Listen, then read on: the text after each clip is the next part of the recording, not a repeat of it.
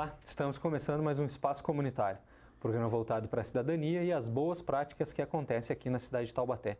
O nosso bate-papo de hoje é com o Dr. André Girardi, que é mastologista e vai falar com a gente um pouco sobre o Outubro Rosa e a importância da prevenção. Tudo bem, doutor? Tudo bem, Lucas. Prazer estar aqui. Obrigado pelo convite. Sempre bom falar de assuntos pertinentes aí às taubatianas e mulheres em geral. O prazer é nosso em receber. Obrigado pelo carinho. Obrigado. Doutor, desde a década de 1990, né, que o movimento Outubro Rosa acontece, não só aqui no Brasil, como em vários países no mundo.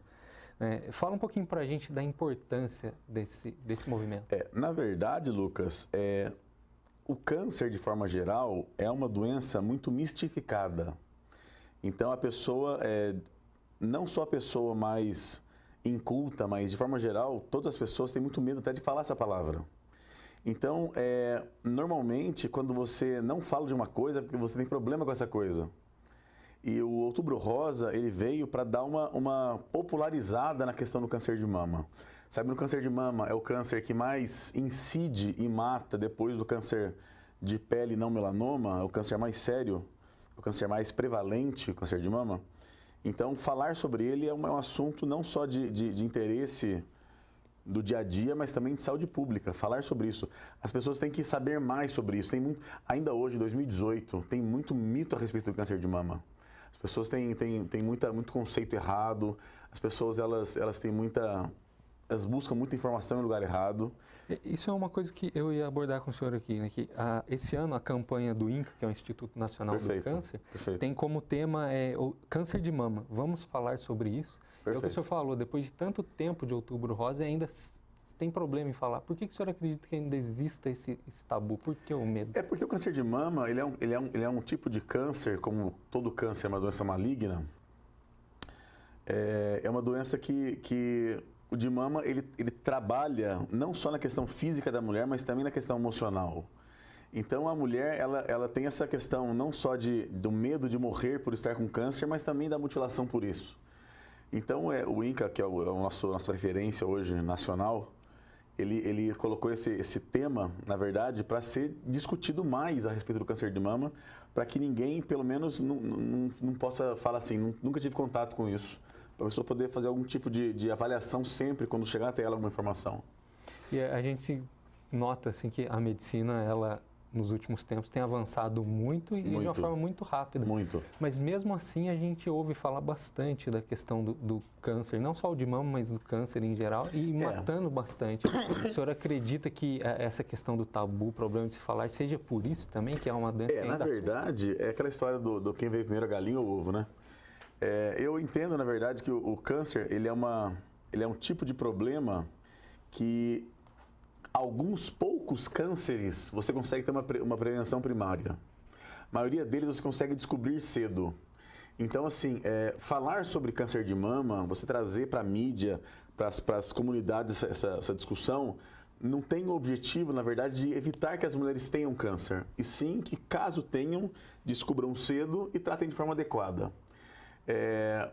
Dado do próprio INCA, que é quem nos norteia, mostra que 60 mil mulheres, nesse ano, agora 2018, um pouco mais, 65 mil mulheres, elas terão câncer de mama no fechar do ano e 1/4 delas vai morrer. Então, uma mortalidade de 1/4 é muito alta. 15 mil mulheres morrendo por uma doença que seria totalmente curável é muito alto. Então, o que eu posso te afirmar, Lucas, descobriu o câncer de mama em estágio subclínico, quando só tem na mamografia uma imagenzinha, eu te garanto que você cura 100%. Se você deixar a lesão caminhar, andar, fluir, evoluir, daí você não busca mais. Tem algumas pacientes muito amáveis, eram muito amáveis porque perderam essa guerra. Elas retardaram demais, mas demais o tratamento por medo de algum tipo de cicatriz ou sequela. E quando foram atrás é porque não tinha mais jeito.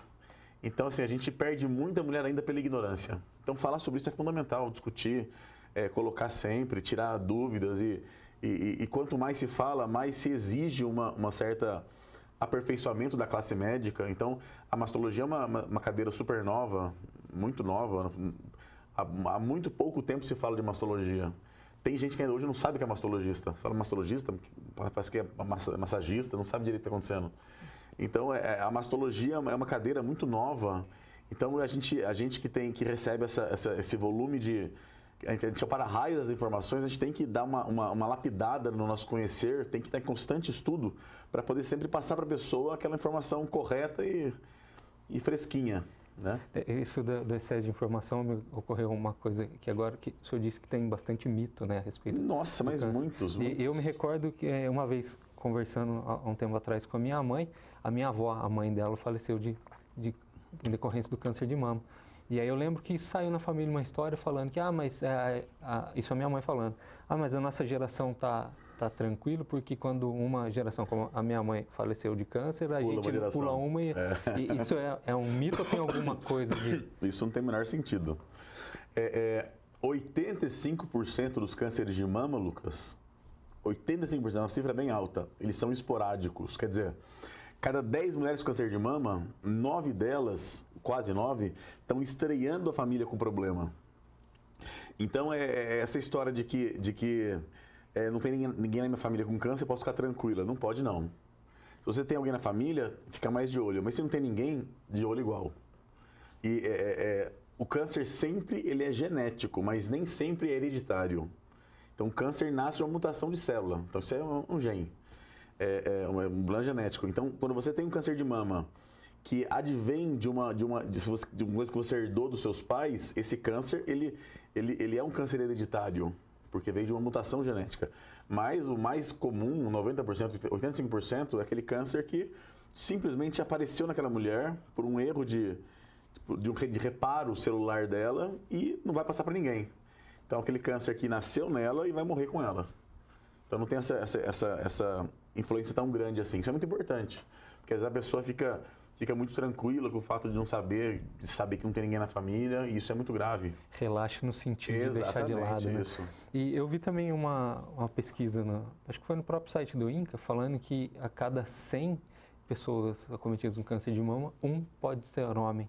Também é um problema que atinge os homens e que não se fala. Né? Na verdade, é engraçado isso daí.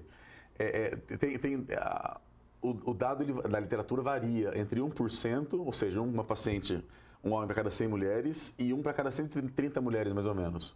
Então, assim, é um câncer raro. Câncer de mama em homem, na nossa região, segue essa estatística, é bem raro. Costuma ser um pouco mais grave do que da mulher, porque o homem tem muito mais preconceito. Você vai no consultório, quando o homem vai procurar um mastologista, ele se sente exposto de alguma forma. Então, acaba que ele evita ao máximo procurar a gente. E, assim, normalmente, quando procura, é um estágio que já está um pouco mais complicado. Então, ele quer quebrar um galho tratando com algum médico que não é especialista, só para, de repente, tirar um volumezinho com uma cirurgiazinha e tal. E quando vê, a coisa está complicada. Mas, assim, é bom falar que também pode dar em homem, com certeza.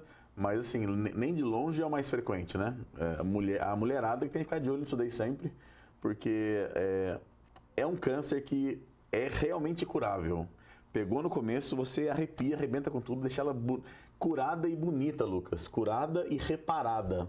Não só que às vezes a mulher pensa assim, eu não quero curar e ficar sem a mão, por exemplo. Hoje em dia, até porque é lei da nossa presidenta Dilma, que ela liberou isso como lei. É lei a mulher começar a ser tratada até 60 dias do diagnóstico, como é lei ela sempre ser reparada no intraoperatório. Ela tem que receber uma reconstrução. Então, hoje a mulher, casos raros que você contraindica uma plástica imediata, por exemplo.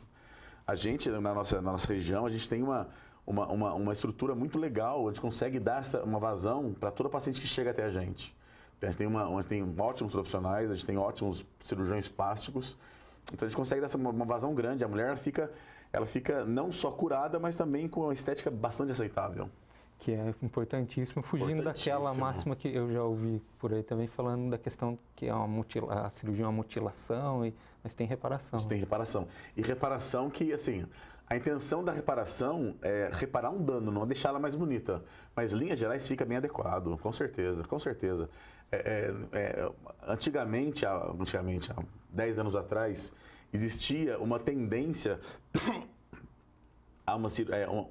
foi uma briga entre cirurgia mais agressiva, pensando em você tratar de forma mais completa, entre aspas, e uma cirurgia mais conservadora para você sequelar menos. Mas às vezes a cirurgia conservadora, ela pode trazer mais ônus do que uma cirurgia complexa. Então, hoje em dia, tendo essa arma que é a oncoplástica, a gente consegue deixar a mulher curada e bonita, seja uma cirurgia radical, mutiladora ou uma cirurgia conservadora. Legal. O tempo do nosso primeiro bloco já se encerrou, a gente tem muita coisa para conversar ainda, então a gente vai para um breve intervalo e volta já. Continue acompanhando porque esse tema é muito importante.